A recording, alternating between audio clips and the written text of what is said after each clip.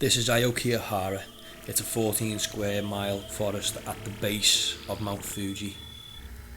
There's a film due to come out later this year called The Forest. An actress called Natalie Dormer, she visited the location. It does make you thoughtful and sad because so many people go into the forest with a firm intention of not coming out. Interestingly, my Japanese driver wouldn't even go half a metre from the path while I went 5 foot into the wood to take pictures. It's hallowed ground in some way, so I understand why the Japanese do not ever want film crews in there. Locals have long believed that the forest is plagued by demons and ghost-like spirits known as the Yuri howling into the wind.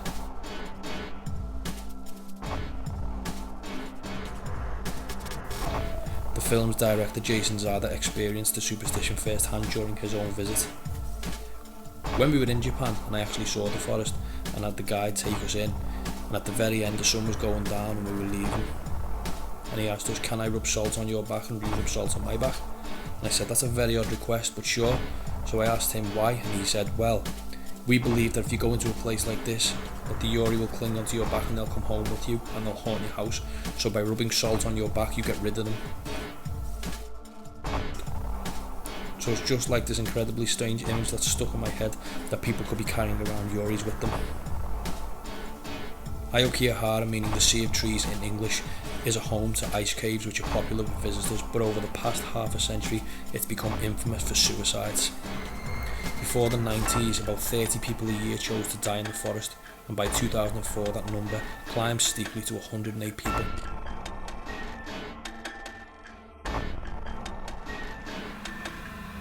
Local authorities have stopped making the figures public, but police records reveal as recently as 2010, 247 people made suicide attempts in the forest, 54 of them dying.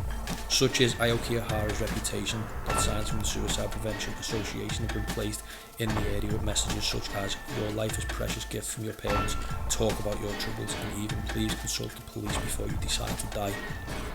British photojournalist Rob Gilhooly also visited and told of his own disturbing experience, and he said, "In a clearing just below a tree and curled up like a baby on a thick bed of dead leaves, I came across the body of a man who looked around 50 years of age.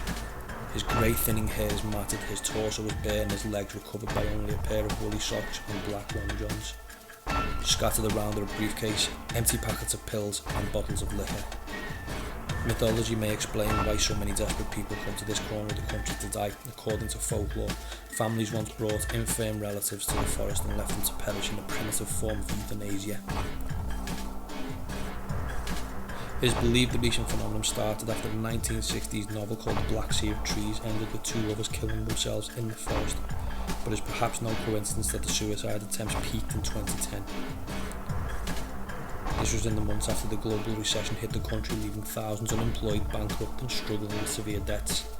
In Japan, suicide is seen in some cases as honourable.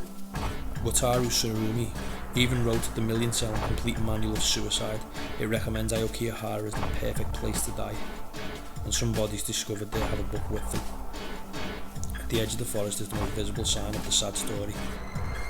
It's the cars of the people who have entered the forest and never returned.